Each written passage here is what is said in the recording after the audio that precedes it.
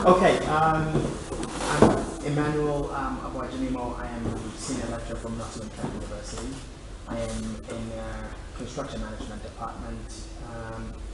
My research expertise, and I do a bit of consultancy, and that is safety and well-being in construction, which then led on to discussions about mental health, because initially was eliminated from the whole discussion what well-being.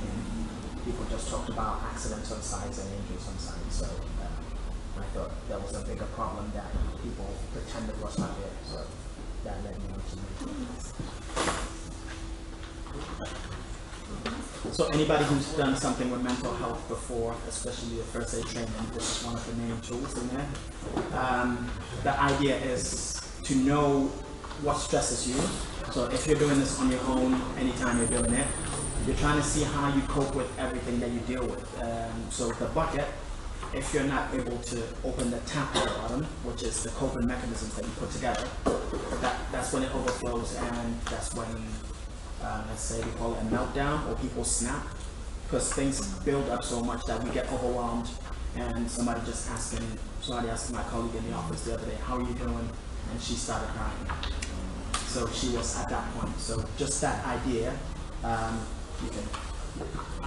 I'm not a good artist, but you can draw the bucket anytime you want to, map things out, and then try to play with it to see which ones are overwhelming you and how you want to deal with it. Because the fact that we don't talk about how we want to deal with these problems is where our main issues come in.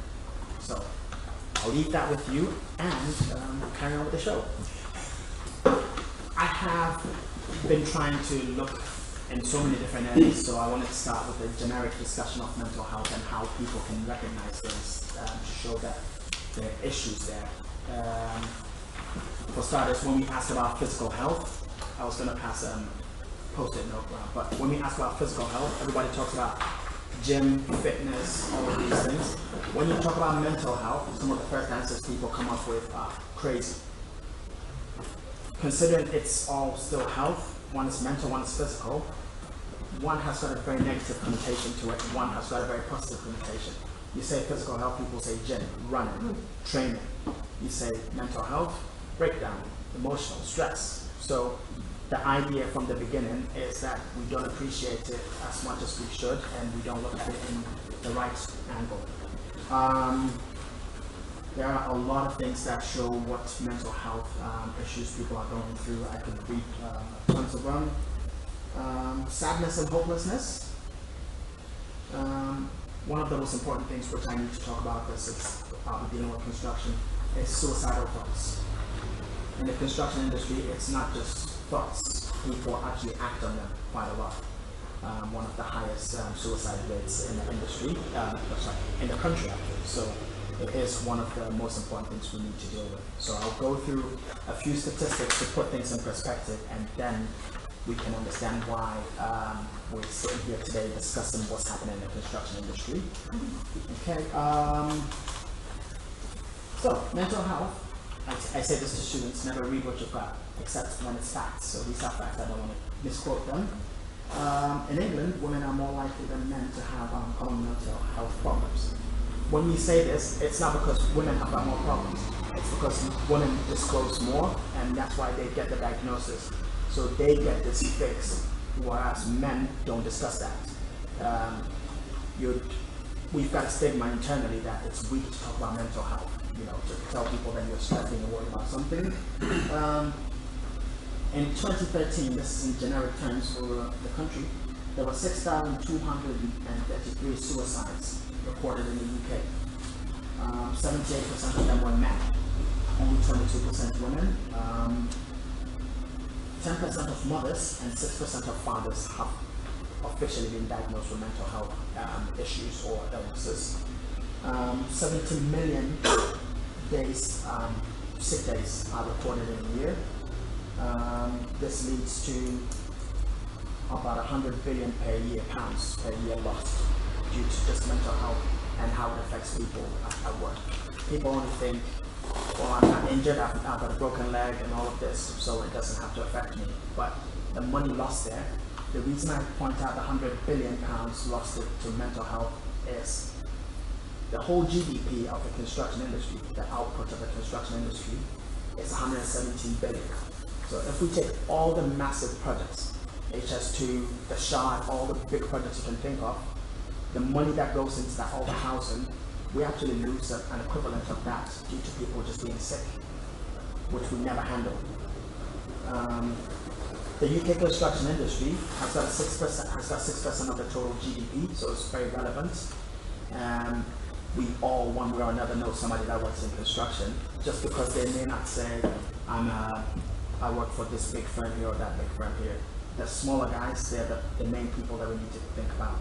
So you have the man in the van. Those kind of people actually make up to about 95% of the construction industry.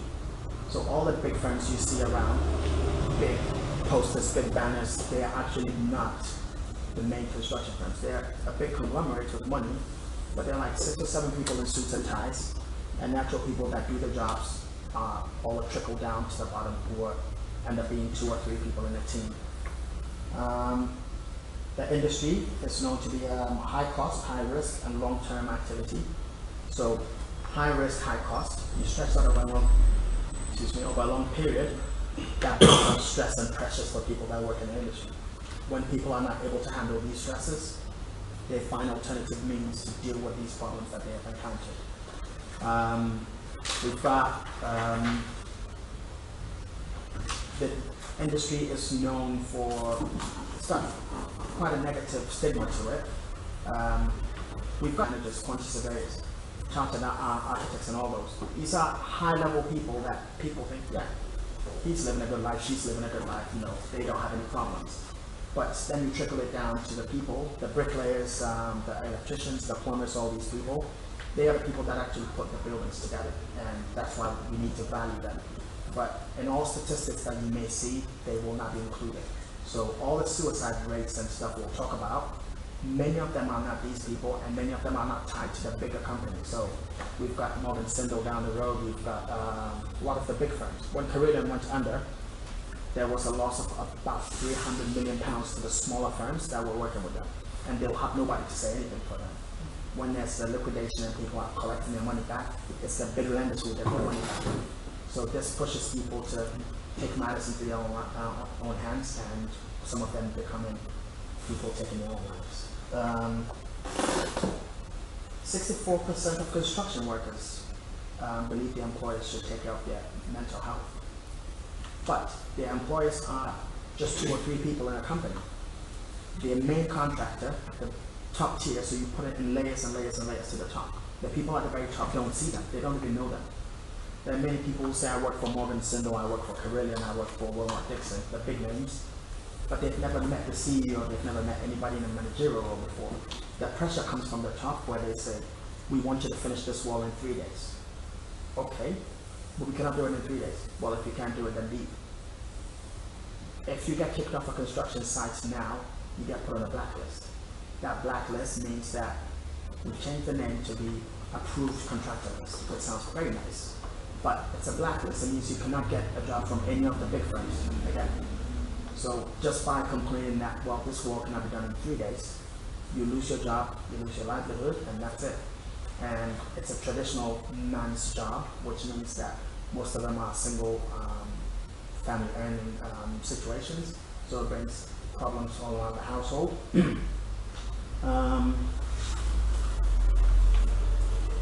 Most of the suicides in the country were males under 45, and believe it or not, male site workers are 3 times more likely to kill themselves.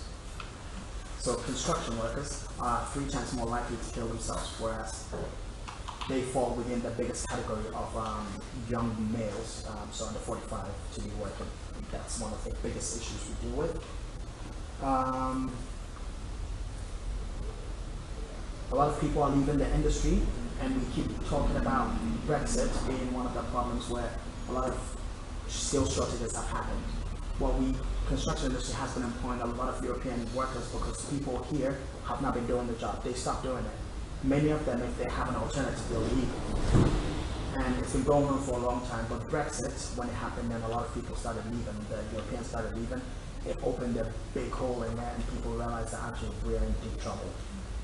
You hear of the #1 injury or the #1 fatality in the construction industry being falling from heights. Actually, it's not, it's suicide. We have about 2 suicides a day in construction. However, if it happens on your own time, it's not counted as the company's problem, because you went home and it happened. So it's not Morgan Sindall's fault, it's not Carillion's fault, it's not, it happened on your own watch. So statistically, you don't factor that into where the problems come from. Meanwhile, they've been pressured to do works that they couldn't do. They couldn't meet the standards or whatever came up to them, and when they try to explain it, they get kicked off.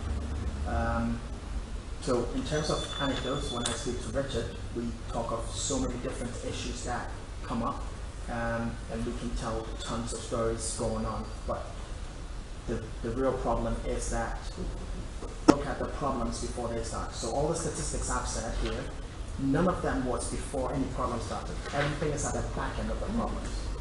So everything is when somebody's harmed themselves, when somebody's killed themselves, when somebody's been ill, when it's lost days. We only look at the back end, so we're trying to only put a band-aid on a problem that's already happened.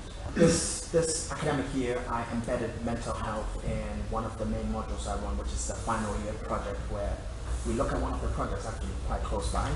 And we've got a student who is a part-time student, so he actually works on a project. We've been talking about mental health and resilience and how they can deal with these issues. Now what came up was his boss, he's a subcontractor for a big project. His boss had given him 4 projects. He's still doing a university degree on a part-time basis. So very, very, very stressed.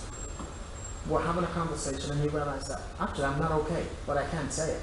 And I said, no, you have to. He spoke to his boss and his boss said, man up. Which is a very typical statement in construction. Man up, stop being a girl, man up. And one way or another, we got the main contact to hear about the situation, and he said, no, if you keep him on the job right now, you will lose your whole contract. Let him take some time off. So he has actually realized his almost breaking point, and he's taken some time off, because if he fails that, he's going to fail his degree, he's going to lose everything, spiral out of control. Back to more statistics. Out of the people that report issues of mental health in the construction industry, only 25% get help. 75% either self-medicate or go on to do something further to themselves. So it is a very, very important thing. And it's a male-dominated area. And so I'm very happy that we've got quite a lot of women in the room today, because we may need to learn quite a lot from you. So today we're more here to learn from people than actually say more. So here comes the provocation.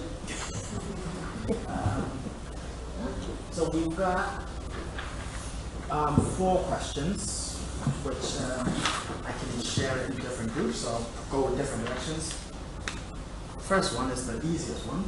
What do women do better than men in relation to mental health? That sound?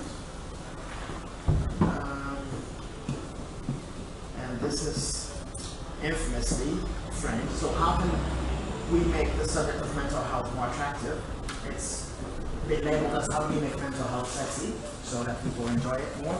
How can we encourage young males to appreciate mental health?